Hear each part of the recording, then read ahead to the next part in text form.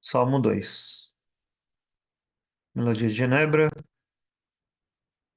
Nós vamos fazer como fizemos aí das últimas vezes. Nós vamos tentar cantar aqui. Os irmãos podem tentar cantar aí também, né? Em família, ok? Salmo 2, Melodia de Genebra. Opa. O que os irmãos conseguem visualizar, né? Salmo 2. Porque se amontinam as nações, pensam os povos sempre em vaidades. Os reis da terra tomam posições e os governantes buscam unidade contra o Senhor e contra seu ungido, dizendo os laços seus vamos romper, suas algemas lançaremos fora, deles queremos nós nos desfazer. Porém, aquele que nos céus está, põe-se a rir, o Senhor zomba deles. Na sua ira há de lhes falar, no seu furor os deixará turbados. Constituí meu rei, o meu ungido, sobre o meu santo monte de Sião, proclamarei do Senhor seu decreto. Disse: és meu filho, hoje te gerei.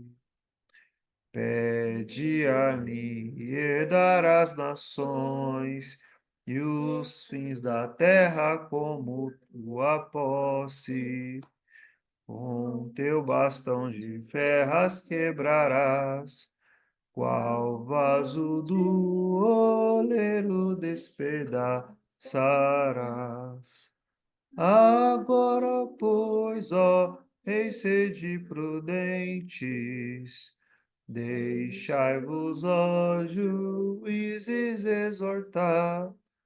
Prestai a Deus serviço com temor, e alegrai-vos nele com tremor.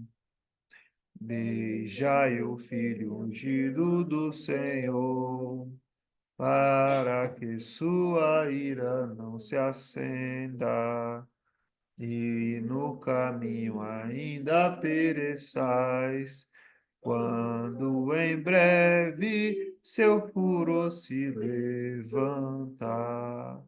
São todos nele bem-aventurados, todo que nele se refugia. São todos nele bem-aventurados, todo que nele se refugia. Amém. Então, Salmo 2 é um salmo que fala de Cristo como o rei que foi constituído pelo próprio Deus como o seu ungido, o qual ele colocou sobre o santo monte de Sião. Este rei, sobre este rei, é dito: beijai-o, beijai o filho, beijai o ungido do Senhor, para que a sua ira não se acenda. Então, esse rei, esse ungido, o Messias, ele deve ser amado, reverenciado, adorado, servido. Irmãos, nós vamos abrir a palavra do Senhor agora, livro de Cantares de Salomão, capítulo 1.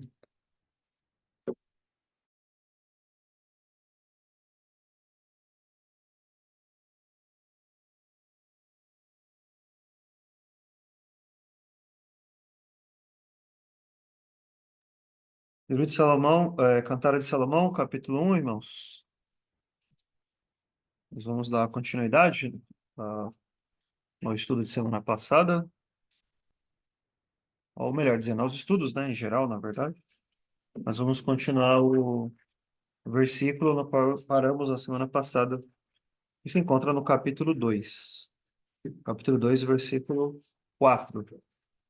Mas nós vamos ler aqui desde o versículo 1, perdão, desde o capítulo 1, versículo 1, do livro de Cantares de Salomão, aqui da nossa leitura. Então, Cantares de Salomão, capítulo 1, começando no versículo 1.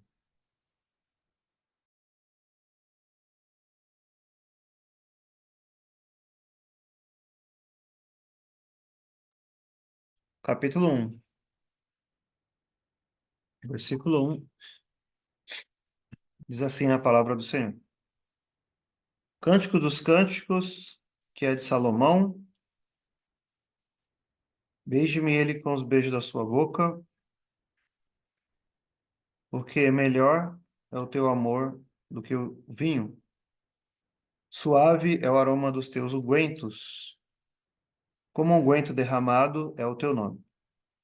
Por isso as virgens te amam. Leva-me tu, correremos após ti. O rei me introduziu nas suas câmaras. Em ti nos regozijaremos e nos alegraremos. Do teu amor nos lembraremos mais do que do vinho. Os retos te amam. Eu sou morena, porém formosa, ó filha de Jerusalém, como as tendas de Quedar, como as cortinas de Salomão. Não olheis para eu ser morena, porque o sol resplandeceu sobre mim. Os filhos de minha mãe indignaram-se contra mim, puseram-me por guardas das vinhas. A minha vinha, porém, não guardei. Dize-me, ó tu, a quem ama a minha alma, onde apacentas o teu rebanho? Onde o fazes descansar ao meio-dia? Pois por que razão seria eu como a que anda errante junto aos rebanhos de teus companheiros? Se tu não o sabes, ó mais formosa entre as mulheres, sai-te pelas pisadas do rebanho e apacenta as tuas cabras junto às moradas dos pastores. As éguas do carro do faraó, de faraó te comparo, ó meu amor. Formosas são as tuas faces entre os teus enfeites, o teu pescoço com colares. Formosas são as tuas faces entre os teus enfeites, o teu pescoço com os colares. Enfeites de ouro te faremos com incrustações de prata. Enquanto o rei está sentado à sua mesa, o meu nardo exala o seu perfume. O meu amado é para mim como um ramalhete de mirra posto entre os meus seios. Como um ramalhete de hena nas vinhas de En-Gedi, é para mim o meu amado. Eis que és formosa, ó meu amor, eis que és formosa. Os teus olhos são como as das pombas. Eis que és formoso, ó amado meu, e também amável. O nosso leito é verde. As traves da nossa casa são de cedro, as nossas varandas de cipestre. Agora o capítulo 2, versículo 1. Eu sou a rosa de Saron, o lírio dos vales. Qual lírio entre os espinhos, tal é o meu amor entre as filhas. Qual a macieira entre as árvores do bosque, tal é o meu amado entre os filhos. Desejo muito a sua sombra, e debaixo dela me assento. E o seu fruto é doce ao meu paladar. Levou-me à casa do banquete, e o seu estandarte sobre mim era o amor. Amém. Até aqui. Então, hoje nós vamos meditar um pouco aqui no versículo 4. Levou-me à casa do banquete, e o seu estandarte sobre mim era o amor. Na semana passada nós vimos já a primeira parte desse versículo, o trecho que fala assim: levou-me à casa do banquete. Nós vimos isso então na semana passada. Nós falamos então sobre o banquete de Cristo, o banquete que ele traz, né, o banquete para o qual ele nos traz, o banquete espiritual. Ele que nos traz, ele que nos leva esse banquete. É um banquete da sua palavra, o banquete do seu sacramento, como o sacramento da ceia, por exemplo. é um banquete espiritual, como nós falamos, né? É um banquete que não é para pessoas que não nasceram de novo, mas é somente para aqueles que têm ah, um apetite espiritual. E esse banquete para o qual ele nos traz é um banquete que começa agora, mas ele permanece pela eternidade, esse banquete, né? Mas só podem participar aqueles que foram chamados, que tiveram seus corações despertados, que tiveram seus corações regenerados e agora possuem ah, um sentido espiritual. Sentido, como eu falo, um sentido, por exemplo, de os cinco sentidos, você tem o paladar, o tato, né, visão. Existe, então, agora, naqueles que nasceram de novo, um senso, né, sentido para experimentar as coisas espirituais. E somente esses podem apreciar esse banquete. E aí, quem que nos leva é Cristo. Então, seguindo essa interpretação clássica, que o livro fala de Cristo a igreja, Cristo e o crente, individualmente também, não apenas coletivamente, ele nos leva à casa do banquete. A casa do banquete, no qual podemos nos deliciar espiritualmente, né, com um banquete agora e o banquete eterno. Muitos reis do passado davam banquetes que duravam muitos dias, né, 7 dias.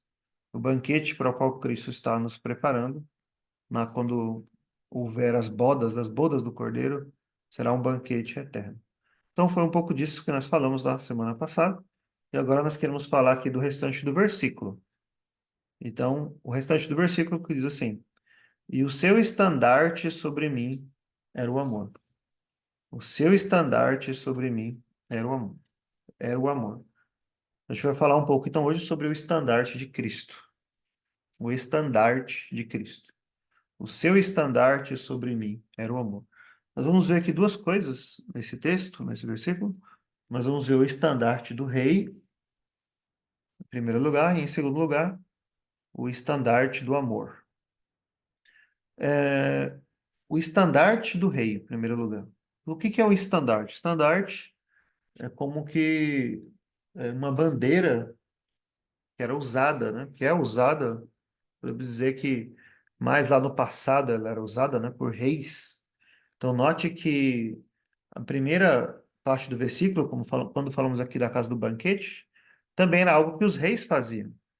Muitas referências aqui são relacionadas ao rei, especialmente porque o escritor é Salomão. Salomão é um tipo de Cristo. Então, há muitas características do rei aqui, de reis, né? Uma delas, banquetes que os reis faziam, ofereciam, e o estandarte também. Por isso eu disse aqui, estandarte do rei. O estandarte é como uma bandeira, então, usada pelos reis, por exemplo, pelo exército do rei.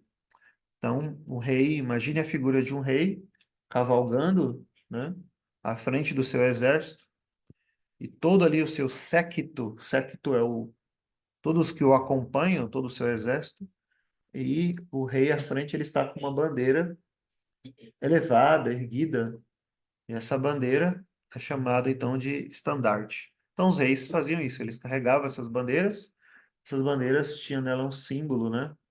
Imagens, figuras ou frases. Um bom exemplo disso na história da igreja são exatamente os presbiterianos da Escócia, né? Que tinham um estandarte com os seguintes escritos, né? Com o seguinte escrito, a seguinte frase, né? Pelo pacto e pela coroa de Cristo. Os irmãos já devem ter visto essa bandeira, bandeira azul, né? Por aí. E simbolizava ali a luta deles pelo pacto nacional da Escócia. E muitos morreram, né? Por terem assinado esse pacto e não voltarem atrás. E era então o símbolo da sua luta, uma bandeira, um estandarte. Então os reis usavam no passado, especialmente então ali na frente da batalha, na frente do exército, e simbolizava muito ali o seu poder, sua autoridade, esse estandarte, simbolizava também a sua vitória, especialmente a sua vitória, né? Então, quando o exército ali já estava lá vencendo, né, o estandarte era erguido para demonstrar a sua vitória. Isso é muito importante porque é algo pertencente ao rei E Cristo, ele é rei. Ele é o nosso rei, como acabamos de ver no Salmo 2. Ele é o ungido do Senhor, ele é o rei que está posto ali sobre o Monte Sião. Então, este rei, Cristo, ele também tem um estandarte. É interessante você notar isso, esse estandarte conectado ao ofício de rei, porque Cristo, nós aprendemos do padrão de Westminster, por exemplo, na fé reformada como um todo, que Cristo ele possui vários ofícios, três ofícios, né? Melhor dizendo. Por exemplo, Cristo ele é sacerdote. Sacerdote quer dizer que ele ofereceu-se como sacrifício por nós e intercede por nós. Ele é o nosso sacerdote, ele é o nosso sumo sacerdote. Mas não apenas sacerdote, ele também é profeta. Cristo é profeta, porque é ele que ensina a palavra de Deus. Ele é o verbo de Deus. Então, Cristo, ele é o profeta, ele é o nosso profeta. E Cristo também é rei. Ele é o nosso rei. Então, nós temos um tríplice ofício em Cristo. E Cristo como rei é muito importante, né? Que ele seja rei, porque é como rei que ele subjuga os seus inimigos.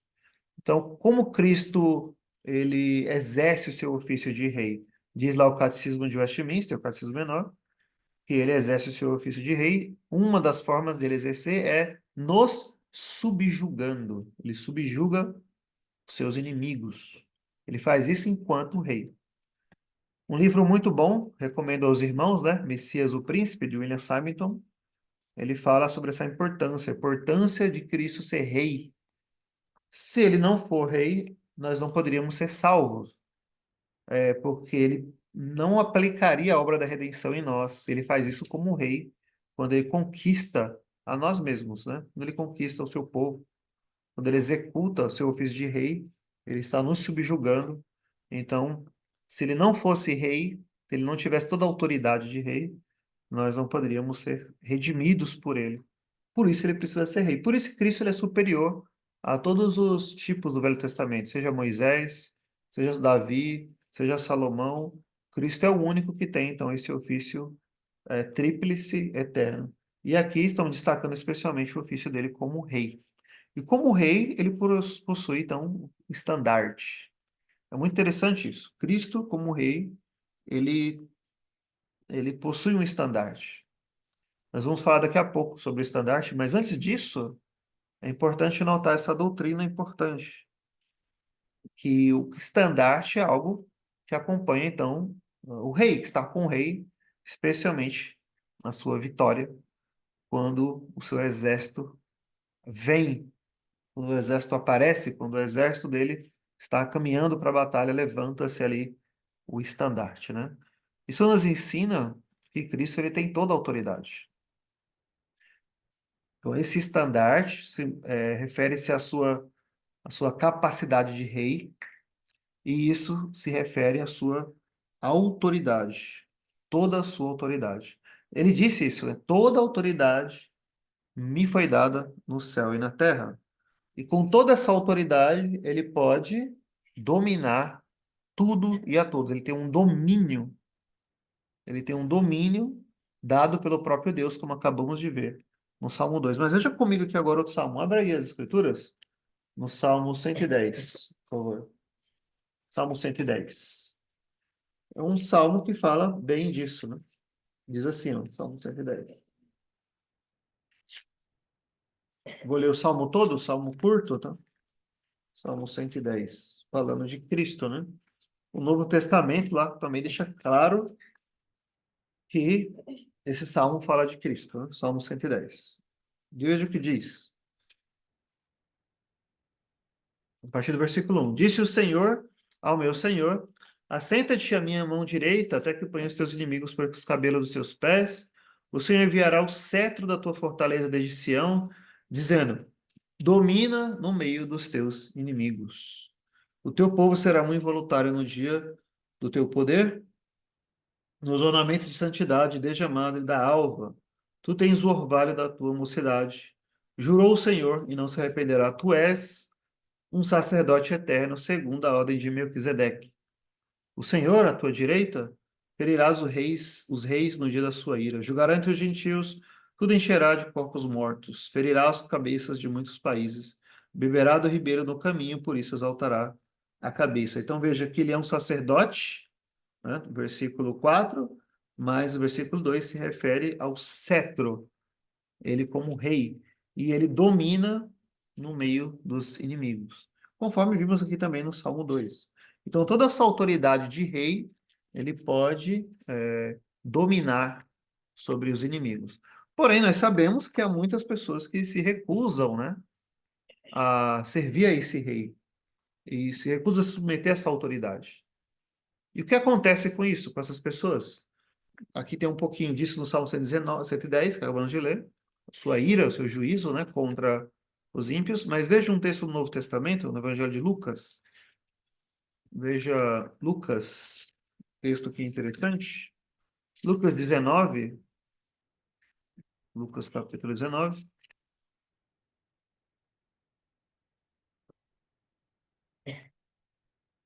Lucas 19, versículo 27. Aqui tem uma parábola, né? Parábola das minas. No final da parábola, versículo 17 diz o seguinte: E quanto àqueles meus inimigos que não quiseram que eu reinasse sobre eles, trazei-os aqui e matai-os diante de mim. Aqueles que não quiseram que eu reinasse sobre eles, né? É uma parábola, mas se refere sim à autoridade de Deus, à autoridade do próprio Cristo, né? Como está no Salmo 110. Aí no Salmo 2 que cantamos. Então, a autoridade dele requer essa obediência, autoridade de rei. Eles não quiseram que eu reinasse sobre eles. Então, Cristo, quando ele vem ah, também para julgar o ímpio. Ele vem para dominar, mas também para executar justiça e juízo contra o ímpio. Isso acontece, irmãos, mesmo agora, no tempo, mas também, especialmente, na volta de Cristo, quando ele voltar. Um trecho que vimos recentemente, está em Apocalipse 19, Apocalipse capítulo 19, versículo 11, diz o seguinte, capítulo 19, versículo 11, veja o que diz. E vi o céu aberto, e eis um cavalo branco, e o que estava sentado sobre ele chama-se Fiel e Verdadeiro, e julga e peleja com justiça. Seus olhos eram como chama de fogo, e sobre a sua cabeça havia muitos diademas, e tinha um nome escrito que ninguém sabia, senão ele mesmo. E estava vestido de uma veste tingida em sangue, e o nome pelo qual se chama é a Palavra de Deus. E seguiam-no os exércitos do céu, em cavalos brancos, vestidos de linho fino, branco e puro, e da sua boca saiu uma aguda espada para ferir com ela as nações. E ele as regerá com vara de ferro, Salmo 2, né, de novo, e ele mesmo é o que pisa o lagar do vinho do furor da ira do Deus Todo-Poderoso. Então imagina isso. Cristo então vindo com seu séquito. Lá em Tessalonicenses diz que ele virá com os seus anjos na labareda de fogo para tomar vingança dos inimigos de Deus, daqueles que não obedeceram o evangelho. Ele vai vir para tomar vingança. Imagina então um rei vindo com toda a sua autoridade, com todo o seu poder, um cavalo montado no cavalo e um estandarte erguido, e o estandarte do juízo contra os ímpios. Então, essa é a figura que nós temos de Cristo como rei. Um rei que tem toda a autoridade nos céus e na terra, é um rei que domina sobre os seus inimigos, é um rei que vai esmagar, né? Diz também lá em Coríntios, né, o apóstolo Paulo, convém que ele reine até que todos os seus inimigos sejam postos debaixo dos seus pés. Então, Cristo, ele tem essa autoridade de rei. Ele chama ao banquete como rei, e ele também consigo tem um estandarte como rei. E o estandarte, então, remete-nos a essa figura de Cristo como rei. E essa figura dele como rei, como tendo toda a autoridade, para o ímpio, é isso aqui, que nós acabamos de ver nesses textos. Para o ímpio, para os não eleitos, para aqueles que se recusam a obedecer o evangelho, para aqueles que não desejam servi-lo, para aqueles que não querem que ele reine sobre eles, nós temos o quê? O juízo dele. Por isso diz lá o Salmo 2: beijai o filho para que não se irrite. Beijai o filho, porque em pouco tempo, né? Em pouco tempo virá sobre eles a ira do cordeiro, diz lá Apocalipse 6, a ira deste rei, que é o rei dos reis, Senhor dos senhores, este Cristo. Então, o rei, com todo o seu exército, com todo o séquito, ele virá para julgar, né? Lá em 2 Tessalonicenses fala que ele virá com os anjos. É interessante você notar isso, né? Porque as escrituras falam que o exército que lhe acompanha, né, os seus anjos, lá em Hebreus diz que eles servem, né, eles ministram àqueles que vão herdar a salvação. Ou seja, para o povo de Deus, os anjos do Senhor são então é, servos, eles são ministros também, e eles acampam ao redor daqueles que temem a Deus, diz o salmista também. Então eles abençoam a igreja, eles ajudam a igreja, né? Nós temos um estudo só sobre esse assunto, né? Que também hoje é um assunto negligenciado, a questão dos anjos, né? O papel dos anjos hoje na igreja. E eles servem o povo de Deus, os eleitos. Mas, para o ímpio, os anjos serão executores da ira do Cordeiro. Ele vai vir com uma labareda de fogo. Então, é um rei que tem todo um exército de anjos, né? Diz lá 2 Tessalonicenses, e ele virá para julgar. Consegue imaginar quão terrível será essa visão? A Bíblia diz que um anjo matou o exército inteiro de Senaqueribe. Né? Lembra que Senaqueribe, que rodeou lá Israel, dizendo que ia destruir Israel e tudo mais? Deus mandou um anjo para destruir, não lembro agora quantos milhares lá, é, de pessoas naquele exército, de soldados, né? Apenas um anjo. Agora você consegue imaginar o rei dos reis, montado no seu cavalo branco, vindo para julgar este mundo, como um rei, tendo em si toda a autoridade. Quantos não lamentarão? Quantos ficarão chocados com esse grande dia, né? Como disse um pregador eu li isso recentemente, né? As pessoas que veem Cristo lá no Natal, lá o bebezinho, Jesus, né? Como eles gostam de comemorar Natal. Esses dias verão quem é o verdadeiro, eles verão quem é o verdadeiro Cristo, quem é o verdadeiro Jesus, como rei, como juiz deles mesmos, né? Achando que Cristo é como aquele, aquele, aquele bebê no presépio, né? Aquela idolatria, né? Coloca uma imagem lá, um boneco, achando que aquele é Cristo. Não é. Não é. Quando ele vir, ele vai vir para julgar. E vai ser como o rei. E acabamos de ler em Lucas. Agora trazei aqui aqueles que não quiseram que eu reinasse sobre eles e executai-os na minha presença. Que texto terrível, irmãos. Texto terrível. Mas esse é o destino daqueles que não quiseram que Cristo reinasse e não aceitam o estandarte deste rei, o estandarte desse rei. Para os ímpios é um juízo, então, um juízo eterno. Como você enxerga isso? Como está a sua vida diante disso? Você deseja que Cristo reine sobre você? O apóstolo Paulo disse assim: portanto, não reine o pecado no vosso corpo mortal. O pecado não deve reinar em vós. O pecado não deve reinar. Quem reina em nossa vida é o pecado? Ou é Cristo quem reina? É o pecado ou é Cristo quem reina? Quem reina sobre a sua vida? Quem é o seu rei? Quem é o nosso rei? Nós temos que tomar cuidado com isso. Quantas pessoas aí hoje na internet gostam de postar essa frase, pelo pacto, pela coroa de Cristo, e nem sabem o que significam, né? Ah, e querem proclamar que Cristo é rei, e Cristo ainda nem reina em seus corações, pelo menos é o que parece, né? Ou não reina em suas famílias. Cristo, ele deve reinar em nossas vidas, em todas as áreas da nossa vida. Cristo, ele é o rei. Então, irmãos, o estandarte do rei para os ímpios é algo terrível. É algo terrível. O estandarte de Cristo para os ímpios é algo terrível. Porém, em segundo lugar, o estandarte de Cristo para os crentes é o estandarte do amor. Volte aí novamente em Cantares de Salomão. Capítulo 2, versículo 4. O estandarte, então, nos remete a um rei, mas, em segundo lugar, esse estandarte também é o estandarte do amor. Veja o que diz, então, novamente. Levou-me à casa do banquete. Então, essa fala é a fala da amada, como nós vimos, né? Então, da noiva, da esposa, da sua amada, da amada aqui do rei. Ela diz: levou-me à casa do banquete. Ele me levou ao seu banquete. E isso enquanto rei. E ele tem um estandarte. Ela diz: e o seu estandarte sobre mim era o amor.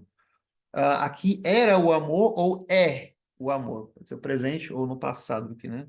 O seu estandarte sobre mim é o amor. Então, note que acabei de falar sobre o estandarte de Cristo enquanto rei para julgar os ímpios, mas para os eleitos de Deus, para o povo de Deus, o estandarte dele é amor. Então, o rei, com o seu estandarte, como eu acabei de falar agora há pouco, o seu estandarte representa o quê? O seu estandarte representa o seu poder, o seu estandarte representa o seu domínio, sua autoridade. Seu estandarte representa também a sua ira contra os seus inimigos, a sua vitória contra os seus inimigos. Estandarte, ele é erguido para demonstrar também a vitória do exército, a vitória do rei contra os seus inimigos, né? Então é isso, é o que acontece quando o estandarte é erguido.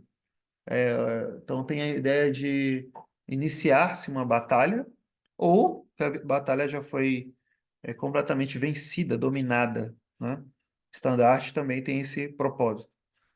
Porém, não é assim, então, totalmente assim, né? Exatamente assim, em todos os sentidos, com relação ao povo de Deus, com relação aos eleitos, porque ela diz, o seu estandarte sobre mim é o amor. Então você consegue imaginar isso? Vem o rei com o seu estandarte. Seu estandarte, quando ele levanta esse estandarte contra o ímpio, né? O que que há contra o ímpio? Justiça, ira, domínio, poder, autoridade, todas essas coisas. Mas especialmente então o seu domínio contra os ímpios no sentido de destruí-los, de esmagá-los, de pisá-los, como vimos aí em Apocalipse 19, né? Eles serão destruídos, serão destruídos. Mas quando ele levanta esse estandarte para o povo de Deus, o que que o povo de Deus enxerga nesse estandarte? O que que os eleitos de Deus enxergam? Eles enxergam amor. Não é interessante isso, irmãos? Não é maravilhoso? Cristo ergue o seu estandarte para nós, para o seu povo. O que que nós devemos enxergar? O que que nós enxergamos? O que que o eleito de Deus enxerga? O que que os crentes enxergam? Eles enxergam o amor. Não é interessante isso, irmãos? Pensa, por exemplo, em Cristo crucificado. Cristo crucificado. Lembra dos dois ladrões na cruz? Os irmãos devem ter acompanhado, né? Nós pregamos esse texto recentemente, os dois ladrões. O que que um ladrão viu, né, em Cristo? Aquele Cristo crucificado, ensanguentado. Ele viu lá nada, né?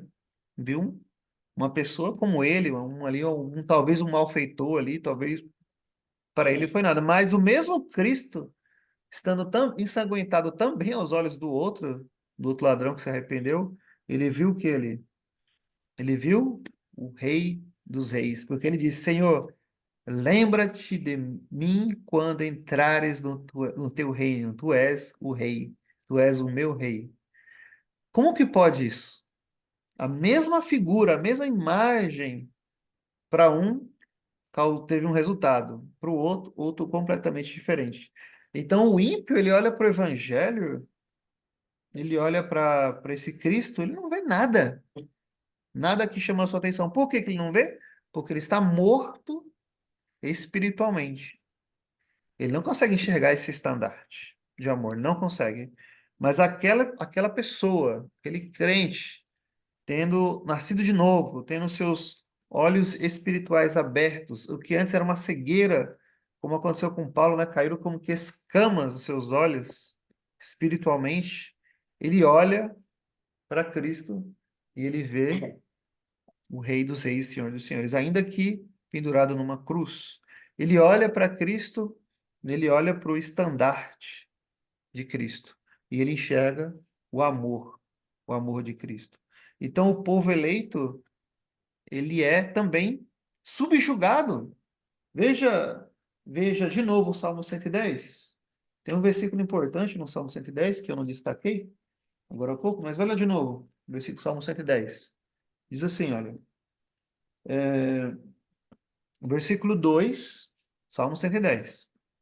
O Senhor enviará o cetro da sua fortaleza desde Sião, dizendo: domina sobre os teus, no meio dos teus inimigos. Então imagina, muitos inimigos. E ele vem para dominar como um rei com cetro sobre os seus inimigos. Aí o versículo 3: o teu povo será muito voluntário no dia do teu poder. Os ornamentos de santidade, desde a madre da alva, tu tens o orvalho da tua mocidade. Veja, o teu povo será muito voluntário no dia do teu poder. Então, muitos reformados, teólogos, né, usam a própria confissão de fé também, né, usa esse versículo para falar do chamado eficaz dos eleitos. O povo de Deus, os eleitos de Deus, será muito voluntário. Então, quando ele vem com o seu poder, com a sua autoridade, com a sua justiça, o eleito, ele se rende a esse Cristo e deseja beijá-lo, na linguagem do Salmo 2. Deseja amá-lo, deseja reverenciá-lo, deseja servi-lo, deseja que ele reine sobre ele. Por quê? Porque ele torna o nosso coração disposto para isso. Ele nos torna muito voluntários no dia do seu poder. Ele transforma o nosso coração e ele faz com que nós enxergamos sua graça, a sua misericórdia e que nós enxerguemos, ele faz com que nós enxerguemos o seu estandarte, o estandarte de amor. Então, os eleitos, eles se rendem a Cristo para servi-lo, para amá-lo, para adorá-lo. Então, como Cristo exerce o seu ofício de rei, nos subjugando e nos conquistando para si mesmo. Ele nos conquista para si mesmo. Irmãos, existe um livro, recomendo que você leia quando você puder, do autor, famoso autor do livro Peregrino, John Bunyan.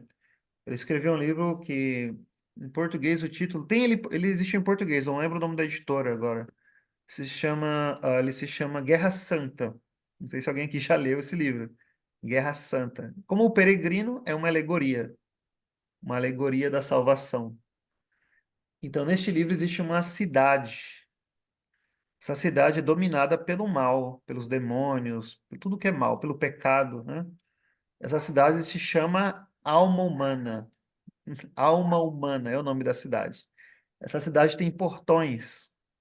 Algum portão se chama os olhos, ouvidos, a boca, os portões dessa cidade. Ele vai descrevendo como essa cidade, como ela está entregue à ruína, ela está uma situação terrível, uma situação caótica essa cidade. E aí o rei manda, né, representantes, até que o dia que o próprio rei vai a essa cidade para conquistá-la. É maravilhoso, irmãos, o capítulo no qual ele descreve o rei dos reis chegando com todo o seu exército para dominar a alma humana. Essa é uma bela descrição, então, da nossa salvação, ou uma bela descrição de como Cristo subjuga a alma humana, como ele subjuga o nosso coração. Ele vem como um rei para fazer isso, e ele traz consigo o seu estandarte. O seu estandarte. E o seu estandarte é o amor. É o amor. Então, quando Cristo vem para subjugar o seu povo, quando os eleitos estão, que serão chamados eficazmente, quando eles olham para esse Cristo, quando eles veem um estandarte erguido, eles não veem a ira, então, de Deus, o juízo, a maldição contra eles. Eles leem apenas uma palavra nessa bandeira erguida. E essa palavra é amor. É isso que eles leem no estandarte de Cristo. Amor. O eleito, ele consegue enxergar isso. Quando seu coração é transformado, quando ele é regenerado, ele consegue enxergar o amor de Cristo por ele. É isso, irmãos, que consola o nosso coração. É isso que consola, saber que ele, a sua graça, a sua misericórdia e o seu amor, e especialmente o seu amor, ele é demonstrado para nós. Ele é erguido para nós. O estandarte também é interessante, né? Porque ele demonstra algo que é algo que é extremamente destacado, ele é erguido muito alto, muito elevado para que todos vejam. Para que todos vejam. Então isso é muito interessante entender. Não é porque o escritor dos Hebreus, citando o salmista, ele diz que ele não nos envergonha de nos chamar de irmãos, né? Cristo. Ou seja, um estandarte, porque ele não tem vergonha de erguer para o mundo inteiro ver. Sejam criaturas dos céus e na terra, todos veem o amor dele pela igreja. É um estandarte erguido, é um estandarte elevado, e nesse estandarte você pode ler. Os crentes, através da regeneração, através dos seus olhos abertos, eles olham para o estandarte de Cristo. E ele leem amor. Leem que ele os ama, que ele os ama profundamente. Ele os ama profundamente. Então eu faço essa pergunta para você. Você já viu o estandarte do amor de Cristo na sua vida? Você já viu alguma vez nesse estandarte? Você já olhou para esse estandarte? E Cristo ergueu sobre você? Ou seja, em algum momento aí na sua vida, na sua caminhada com Deus, sua caminhada com Cristo, você teve o seguinte entendimento: Ele me ama. Por exemplo, ele pode ter respondido uma oração que você fez, alguma coisa específica que você pediu para ele. Ele respondeu, e naquele momento você se sentiu amado, amada por esse Deus, por esse Cristo. Você já se sentiu? Ou lendo as Escrituras, você recebeu na sua alma um beijo do amado, um beijo de Cristo na sua alma. Você já lendo as Escrituras, você já leu as Escrituras e em algum momento seu coração foi aquecido. Em algum momento é como se você ouvisse como dos próprios lábios de Cristo, né? Eu te amo, meu filho, minha filha, eu te amo. Você já viu isso? Você já experimentou o amor de Cristo? O Paulo diz que o amor dele é derramado pelo seu Espírito em nossos corações. Você precisa experimentar o amor dele. Provar e vede. O Senhor é bom. Você precisa provar deste amor. Você já viu? Você já viu o estandarte de Cristo sendo erguido por você? Especificamente por sua família, talvez? Por alguém que você, próximo a você? Pelos seus filhos, pelo seu cônjuge? Você já viu isso? Você possa experimentar isso. Para que você tenha certeza do amor de Cristo. Certeza do seu amor. E você olhe e possa dizer isso. Ele me trouxe à casa do banquete. Me trouxe ao seu banquete. E o seu estandarte sobre mim, sobre a minha vida, para mim, é o amor. Cristo ergueu diante dos meus olhos.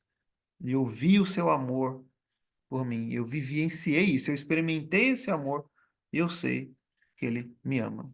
Eu sei que ele me ama. Você já experimentou o estandarte de Cristo? Você já viu o estandarte de Cristo, como aquele ladrão na cruz? Né? Para o homem, para o ímpio, isso é loucura. Este evangelho é loucura. Mas para nós que somos salvos, é o poder de Deus. É o poder de Deus. Você possa olhar para o estandarte de Cristo, o estandarte do seu amor. Você possa dizer como essa mulher aqui, tá? Ele me levou à casa do seu banquete, esse rei ergueu um estandarte sobre mim. E em vez de ser a ira do rei, em vez de ser a justiça, o ódio pelo pecado, pelo que eu sou pecador, não mereço, para mim ele levantou uma bandeira, um estandarte, dizendo amor, amor. Ou seja, eu te amo, eu te amo. Essas são as palavras, né, do Salvador. Ninguém tem amor maior do que esse, de dar a vida. pelos seus irmãos, pelos seus amigos. Cristo assim o fez. Irmãos, este é o estandarte de Cristo. Você já viu, você já visualizou o estandarte de Cristo? E você pode dizer isso? O seu estandarte sobre mim era o amor. Mas mais uma coisa ainda que podemos dizer sobre o estandarte de Cristo é o seguinte: esse estandarte, como acabamos de falar, é algo que ele é erguido, é destacado à vista de todos, para que fique claro, né, qual é o propósito do rei, ou que fique claro a sua autoridade, o seu domínio, ou que fique claro também a sua vitória. Então, é erguido o estandarte bem alto, ele é elevado, ele é erguido para que todos vejam. Onde nós vemos isso nas Escrituras? Algo semelhante a isso. Onde nós vemos isso? Nós vemos isso, irmãos, na cruz. Nós vemos isso na cruz. Vocês lembram que Cristo disse que quando ele fosse erguido, quando ele fosse levantado da terra, ele atrairia todos a si mesmo. Ele foi erguido, ele foi levantado, como aquela serpente no deserto, né, que o Senhor mandou Moisés fazer, pendurado para curar ali os israelitas que tinham sido picados, né, por serpentes. Assim, ele disse que ele seria erguido, ele seria levantado. E ele foi levantado, irmãos. No Monte Calvário, ele foi erguido por nós. Ele foi levantado numa cruz por nós. Então, o estandarte de Cristo, que Cristo levantou, levanta sobre o seu povo, ou levantou, né? Foi a si mesmo. Ele se levanta a si mesmo, pendurado numa cruz. E ali está o amor. Alguém já disse isso, né? Você pode procurar o significado da palavra amor no dicionário, mas na verdade você só encontra esse significado mais profundo na cruz, porque Cristo foi erguido como um estandarte sobre nós, em direção a nós, em direção ao seu povo, em direção aos seus eleitos, seus amados. Ele foi erguido e ele foi erguido para demonstrar o seu amor. Veja, ele enfrentou toda a humilhação, açoites, foi esbofeteado, cuspido, foi humilhado, mas ainda assim não se envergonhou de ser pendurado numa cruz. O Rei da Glória, se humilhou a este ponto, até a morte e morte de cruz, por amor do seu povo. Então ali nós podemos claramente ver o estandarte de Cristo. Na cruz, você pode ver que o seu estandarte ali, por nós, é o seu amor. O seu amor sendo derramado sobre o seu povo.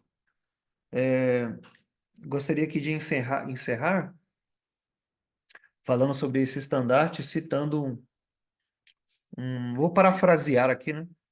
Parafrasear um poema de alguns irmãos do país de Gales, quando houve um grande avivamento lá em séculos passados, que dizia mais ou menos o seguinte: aqui, olhe para a cruz e aqui você tem o amor mais vasto do que o oceano. Um amor mais vasto do que o oceano. No Monte Calvário, no Monte da Crucificação, ali as fontes se abriram profundamente, largamente elas se abriram, e através das inundações das misericórdias de Deus, fluiu uma onda vasta e graciosa. Graça e amor fluíram como rios poderosos, foram derramados incessantemente do alto, e a perfeita justiça e a paz beijou um mundo culpado em amor. Em amor, nós somos beijados. Somos beijados pelo seu amor, ou em amor. Então, veja, na cruz, um amor mais vasto do que o oceano. Fontes se abriram ali, essas fontes se derramaram incessantemente. O seu amor é derramado incessantemente sobre o seu povo. Incessantemente. Ali naquela cruz, você não consegue contemplar a profundidade, a grandeza do amor de Deus, do amor de Cristo. Você não consegue. Por isso que no céu você vai ter que ter um corpo glorificado para contemplar a grandeza do amor de Cristo por nós. E assim como o banquete, que vai durar a eternidade, pela eternidade, como já falamos, este amor será contemplado no céu como também um estandarte por toda a eternidade. Por toda a eternidade. Alguém já disse também, um pregador do passado, né? Que os ímpios, na porta do inferno vai estar escrito merecido. Mas por crente, quando ele olhar lá, vai estar graça, amor, né? Graça, imerecido. Para você entrar no céu foi algo, um ato da graça de Deus, é imerecido. E você vai ver o que ali? A graça, o amor de Deus por você, por toda a eternidade. E de todas as coisas que existem, todos os dons espirituais da igreja, nós aprendemos lá em 1 Coríntios 13 que somente o amor permanece para todo sempre. Eu já citei aqui várias vezes Richard Baxter, né? Ele diz que aquele grande dia você se encontrar com Cristo. Será o dia que o seu amor, o amor criado, vai abraçar o amor incriado, o amor eterno. E que grande explosão de alegria, de prazer e deleite será o grande dia em que você vai ver mais claramente ainda o estandarte de Cristo sobre você como o seu amor eterno. Hoje, agora, você consegue olhar para a cruz e enxergar o estandarte de Cristo sobre você? Você consegue enxergar o amor de Cristo sobre você, né? Para muitos é loucura. A cruz é loucura. O evangelho é loucura.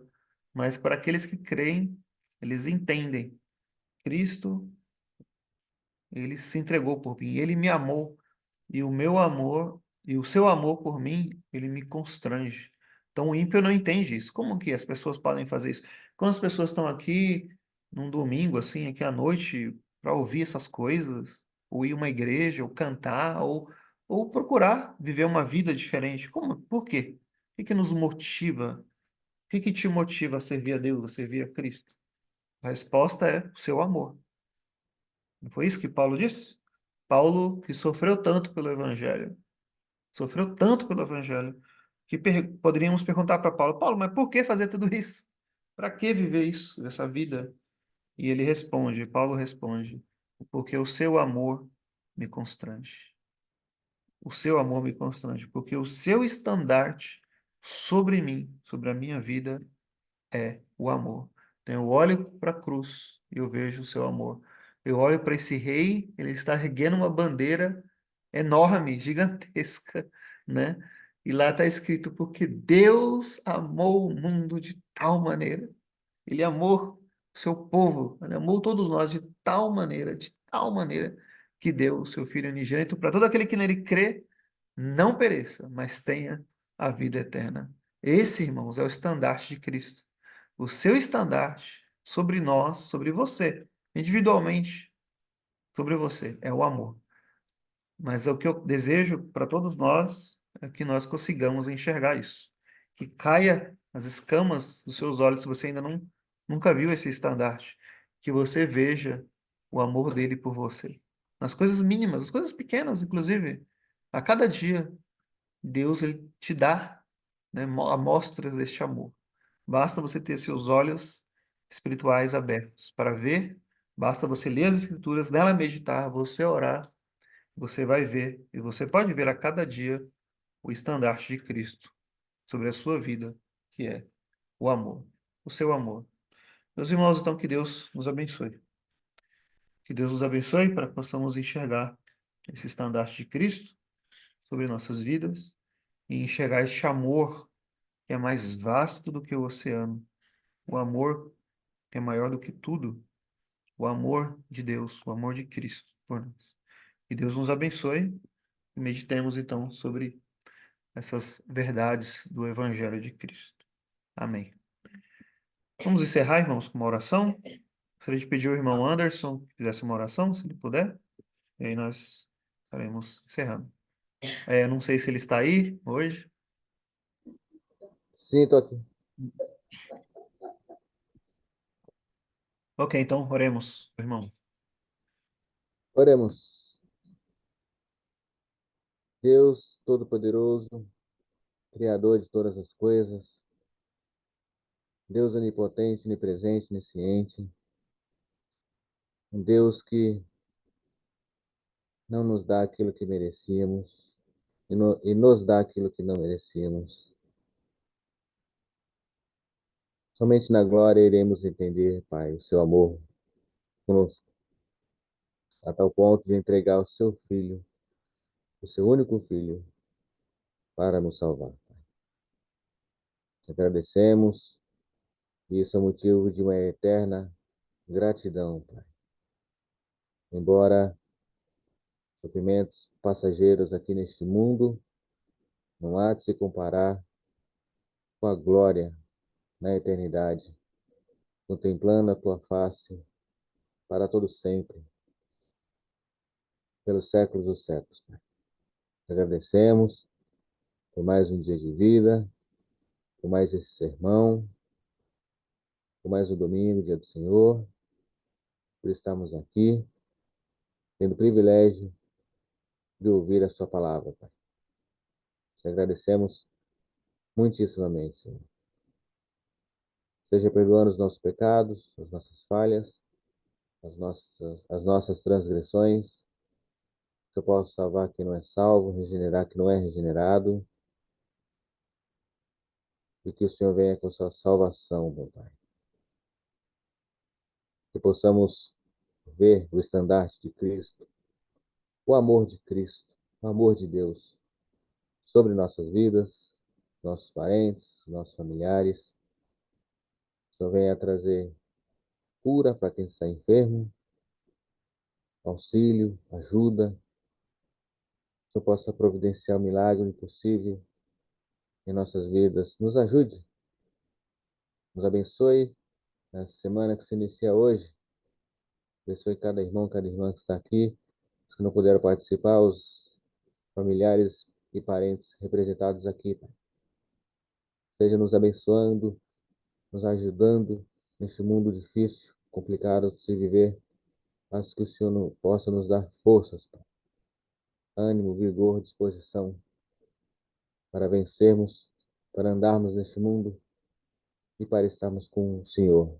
Andar com o Senhor e para te obedecer, Pai.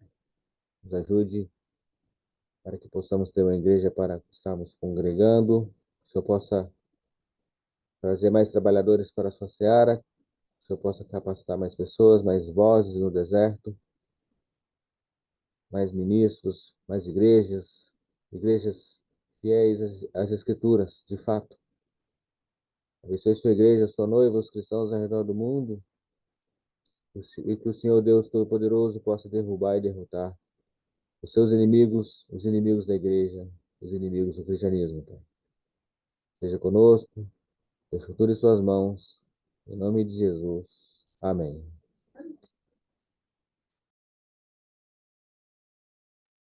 Amém. Deus abençoe, irmãos. Boa semana a todos.